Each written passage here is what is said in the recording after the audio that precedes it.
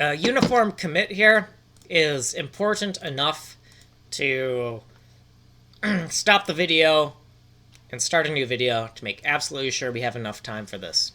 Because this is basically what I was working on when I was trying to get this correct. And it was a bit of a pain. I had to do a little bit of reading and figured it out after a lot of internet searching.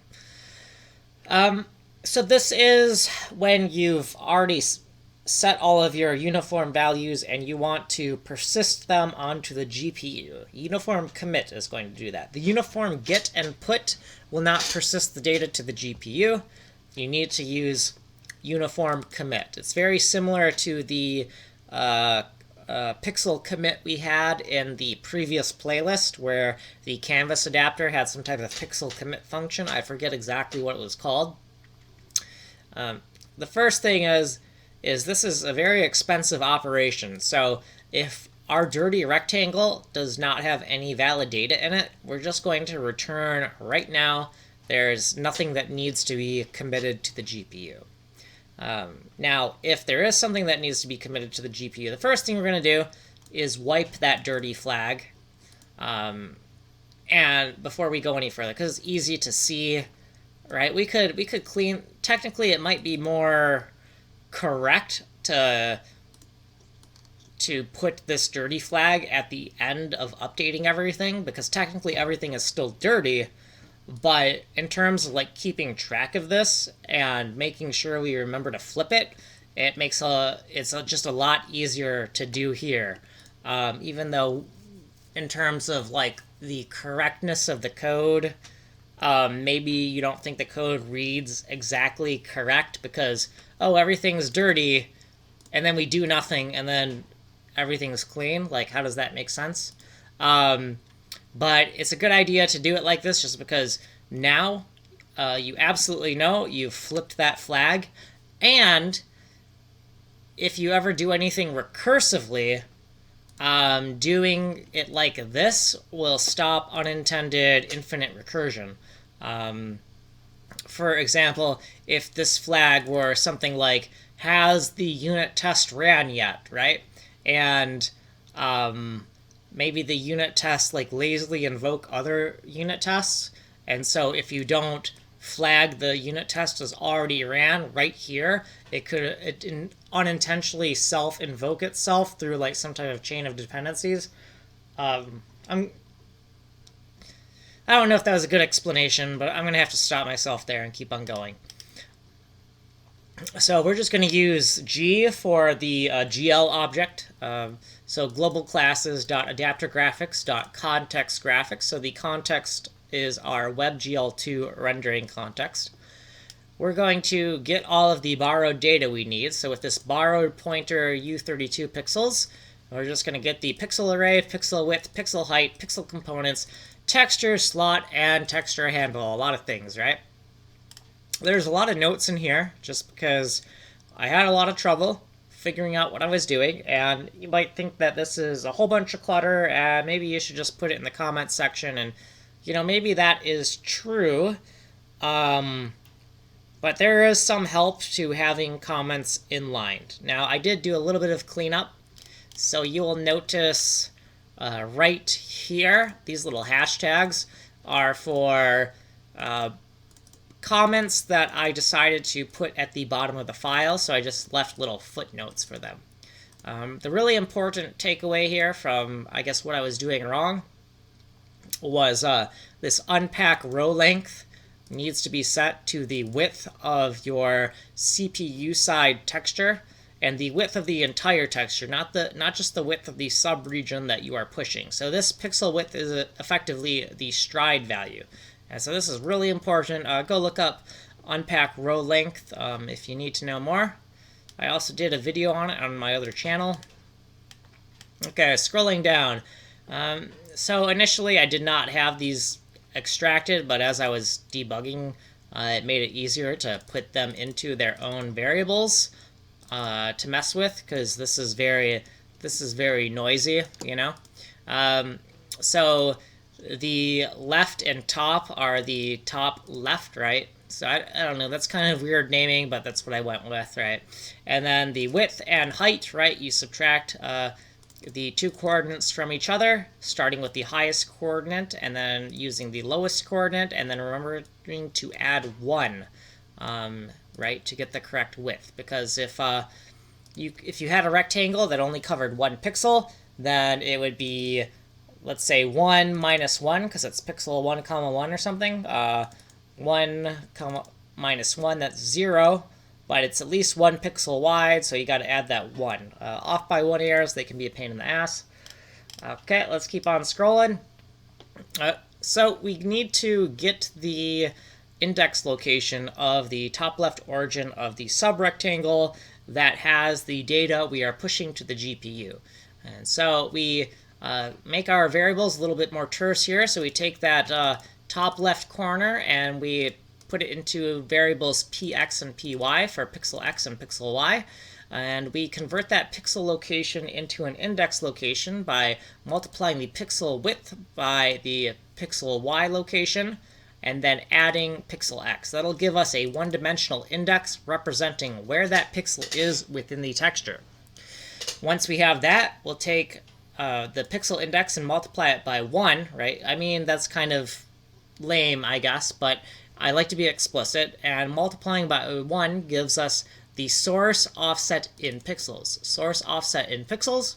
If we want the source offset in bytes, we take the pixel index, and instead of multiplying by 1, we multiply by the number of components per pixel. So that is R, G, B, and A within that order. That is 4 bytes. Therefore, pixel components is 4.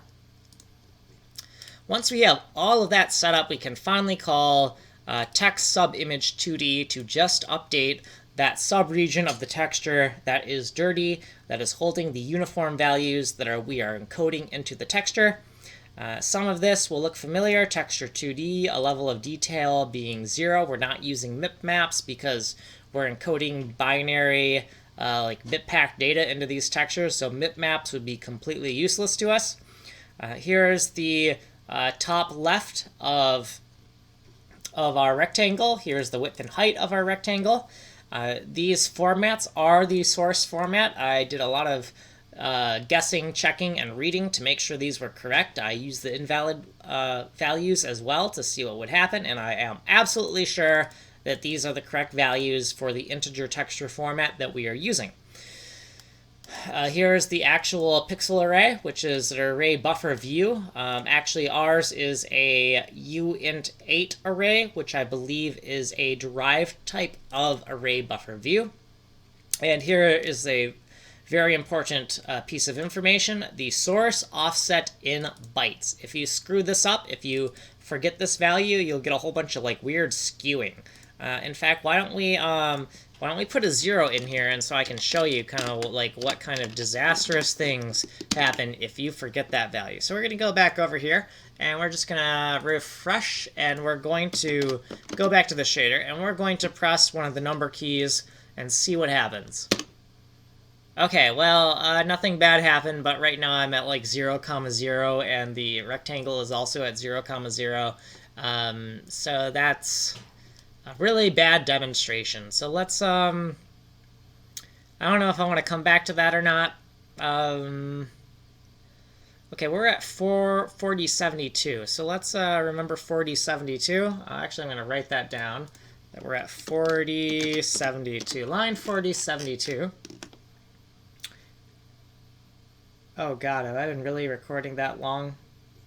Oh, okay, that's live. That's not, okay. Okay, so let's go back up and let's change some things around so we can actually see the chaos, because right now we can't. That's kind of why I changed around the where this rectangle was, because I knew by starting at the origin and having everything at the top left that if I got everything to work at the top left, then I would start to move things around. I was trying to isolate errors. So starting at 0, 0 and having everything lined up nicely is a good place to start, just to get things working with a minimal problem set, and then you layer on the variables as you hit checkpoints and know things are working. So anyways, because like this works, right? But then once we add if we add a offset, so let's say 8 times 8, 64. So let's put it somewhere in the middle, right? Let's, well, not that. So if we put this index in the middle, right? So that'll be in the middle of the texture somewhere. Okay, let's go back here now, and let's try, oh, sorry, you can't see that. Okay, so let's try, so if we go, okay, so now if we, let's refresh because I'm not sure what I'm doing right now. Okay, so in this shader, now if I press the number key, okay, now I just don't get anything, which is not good. Not getting any feedback is kind of worse than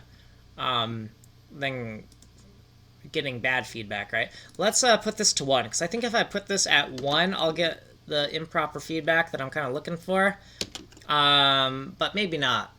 Okay, so let's try this. Tilde, okay, okay, still no feedback. I think if I try to, I know why it's broken, but it actually did take me a while when I was trying to fix this to like get some decent feedback. Okay, so now I've moved the rectangle over a little bit.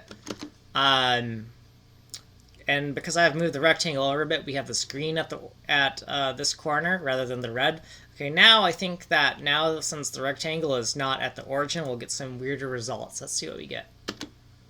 And nope, we don't get anything weird. I guarantee you, though, that this is a... I guarantee what we have here is a false positive. I'm going to move this value. I'm going to move it down 1 row. And so if I want to move it down a row, I would need to 0 through 7, and then 8, 9. So it'd be like at 9, would move that down 1 row. Let me make sure.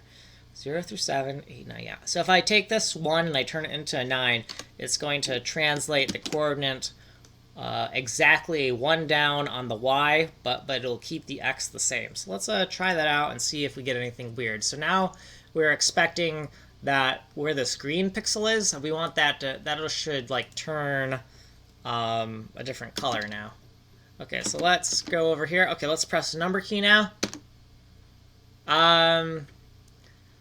That's not where I thought it would be. But either way, that color isn't even correct because it's black and it should be like a white color. So anyways, so really not a lot to work with when that goes wrong. I'm gonna put this back to how it was and go fix that bug that I just put in the code before I I forget about it and have a really bad day. So it was, I'm going to go Control G, put in that line number, I'm going to go there, and we're going to put this back in before actually, hold on, before we put that back in, no, screw that, okay, the way I tested this to actually get some decent feedback, since we're talking about troubleshooting, in case you wanted to experiment yourself. That's the whole reason that these variables have been extracted out here, because instead of using the dirty rectangle, we could use the entire rectangle.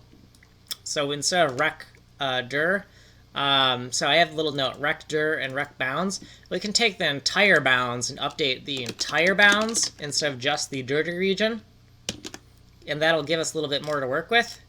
And right now that won't have any visible bad effects because all the math works. It just means it's updating more than it should, which is not going to create any disasters. It's just slower, right? And so that is where I expect it to be. It's at the first index, which is where it is currently mapped. Let's go back here. Okay, now we're going to comment out the offset in bytes, and we're just going to set that to 0, right? And now we're going to see what horrible things happen. I'm pretty sure this will get us some bad results, but let's see what happens. So let's refresh. Let's go over to the shader. Let's press a number. Okay, still nothing. Okay, let's go back up here. And because it's at 0, that kind of makes sense that nothing disastrous would really happen. But if we say put that somewhere in the middle, say we put that to 32, and then we make our rectangle, if we move our rectangle over, oh, hold on. So if we move our rectangle over, so maybe we make these 8s and then we make these 16s. So now our rectangle is not aligned with the subregion is no longer aligned with the main texture. The indexes of the information start at different points, and this pixel doesn't start at 0. Now we've added some translation, and now that translation has been added in there, but it is not accounted for. Now, if we go test that out, actually we can just test it out here. So let's go back here, and let's refresh, see what that looks like. So, okay, we're going to press a number key. Okay, so that's more of what I expected, right? So we are supposed to only be updating a single pixel that encodes a uniform value, which means we should expect just one thing to change, right? And then, but all of a sudden that gray border is gone, right? So we're like, oh, that's not good. Because we're only supposed to set this one pixel here, and something weird happened here. I don't know exactly what happened. But anyways, so to prove that the reason is that offset in bytes, we're going to go Control-G, and we're going to go back to 4072. It may have changed. We may have shifted things around. I'm not sure. Okay, 4072. Yep, that's still there. We're going to take this value right here, the source. It's a mouthful, or I just keep on forgetting what it stood for. Source offset in bytes, this variable right here. So now that we've put that back, we're going to go over here, and we're going to refresh. And now when we go over here, we're going to press the number key, and now we just get one pixel being updated. It's not at 0,0. We probably changed that as well, didn't we? Yeah, we put it at like 32, I believe. So in the code, yeah, we put it at 32. Okay, let's put that back at 0 and look at the results.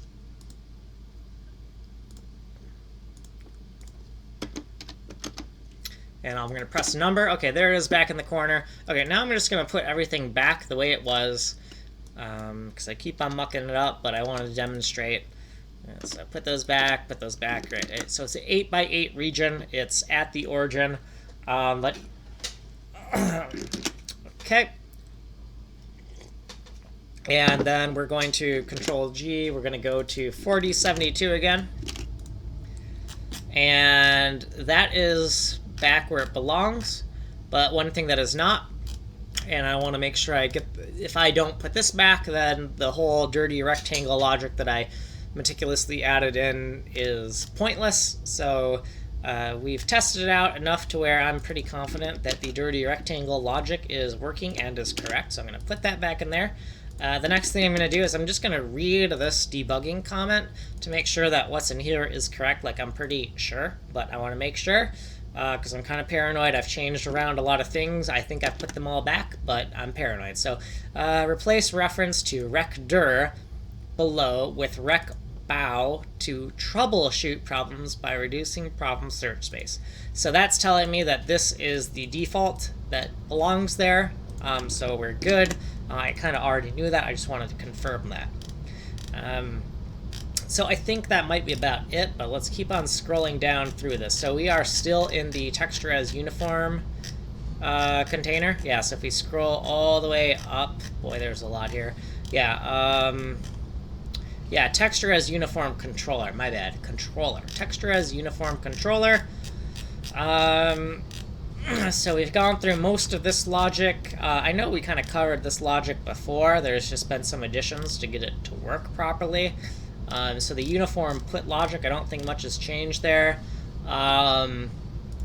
Use dirty, not equal to 0. Okay, so use dirty, it needs to be exactly 0 when we when we turn it off, and that, hold on, if use dirty is not, yeah, okay, when the use dirty flag is, hold on.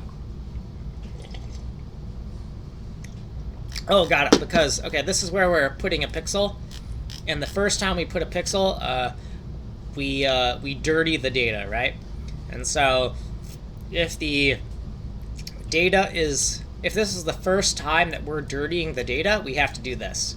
And we have to set the use dirty flag. Oh, it needs to be 0 here because of where we're going to update it later.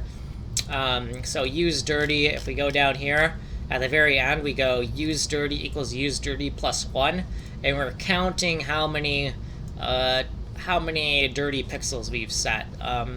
And I'm not using that anywhere, but I thought it would be a nice little bonus that we could do something decent with when we're trying to like optimize. Maybe I was getting ahead of myself there. But anyways, the first dirty pixel we set, we have to snap the dirty rectangle to the actual pixel, that the actual pixel location for the encoded data. And so that's why we have to have a unique case for the first time the data is dirtied, because we have to initialize where the rectangle is going to start out, where that dirty rectangle is going to start on the data, because the dirty rectangle is going to grow from wherever it was put the first time. So then the next time, if you put another dirty pixel, the idea is that we are going to grow the dirty pixel region enough to cover all of the different data points that have been updated. So we're going to create a bounding box that, by its nature, it's going to encapsulate, it's going to capture more than just the values we've updated, but the idea is to have a rough optimization where when we push up, let's say we clicked down here and then we clicked over here, right? The bounding box is going to have to cover all of this, right? Because we need a rectangle that fits all of those data points. But that's only a quarter of the texture rather than 100% of the texture. So it's not completely optimized because we only need to push 2 pixels up to the GPU, but we push a quarter of this instead, right? So we push more than we need to, but at least we don't push the entire texture, right? So it's kind of like a, it's not perfect, but it's definitely orders of magnitude improvement from the completely non-optimized solution. What else do we have? Uniform get. I think we already covered this. That's why there's no breakpoints there. Looks like the calculate IXY bounds, calculate IXY pixels. I believe this must have changed because I have a whole bunch of breakpoints scattered here. So a little check to make sure that the data we need is not null, right? That pointer that we need that needs to be set up, we're just checking to make sure it exists. This was added because I had made that mistake. I'm trying to be less OCD with putting air checks all over the place because I noticed that putting too much air checks does clutter up the code. So I try to be more sparing with it, but if I do encounter an error in a certain place, then an air check must be put in place at that location to strengthen the code in that place so that the same bug never pops up twice. Okay, so I think I changed some things around. This is kind of weird. I just have a 1 = 1 and then a reason, always true for indentation. That's just I want these 2 blocks right here to be, I want these 2 blocks here to be aligned, so I use this 1 = 1 to enforce this indentation. Technically, that no one's enforcing the indentation, but because my indentation habits are so strict, it is enforcing it, in fact, for me, because I would never do this. Because that's ugly, but ugly can be subjective. So, let's see, is dirty rectangle active? So, if 1 equals 1, so this is always this is always true. There's no else here. This almost looks like an if else, where this never gets executed because this is always true. Maybe I should change that. I don't know. Let's see. Pretty rectangle. Is this just an error check? If. Yeah, this looks like an error check. Is this also error check? Okay, so these are just error checks. These are just error checks on our bounding boxes to make sure that there's nothing screwy going on. And I'm not sure if I actually had a problem with that or if it was just I needed to add these error checks as sanity checks as I was trying to debug the logic. Yeah, they were definitely sanity checks. Because I remember having some trouble understanding my own code and understanding my own conceptualization. Okay, so let's keep on going. What are we at? We're at 26. Okay, we need to get done here. Okay, so I had a little comment section, and most of the to-dos I deleted. This was the only one that really needed to be kept. What else? So the same diagrams you've seen before. And here's those footnotes that were in the call to the subtext 2D. Is that what it's called? I believe it's called subtext 2D. Or subimage 2D, or God, I don't even know what the hell I'm doing here. The partial texture update function. These are the notes for that. What is that actually called, though? Oh, text subimage 2D. So these are like little footnotes. These are little footnotes, right? So I wanted to extract these comments because if you notice, that section was already pretty dense. And that's it. That's all of it. So I'm done here. I'm going to keep on working, and then I will report back as I make more changes, just because right now this playlist is getting way too long, and I have not hit the checkpoint of duplicating the old logic of the previous playlist, but doing it in OpenGL. Obviously, there's a lot of other framework here. But yeah, it's not to the proper checkpoint yet for me to stop this playlist, so I'm just going to keep on going, and it's going to get ridiculously long. And so to mitigate how long this is getting, I need to stop recording as I'm thinking, because that slows down how fast I code, and it also creates way too many videos. So yeah, I'll see you when I have more to show.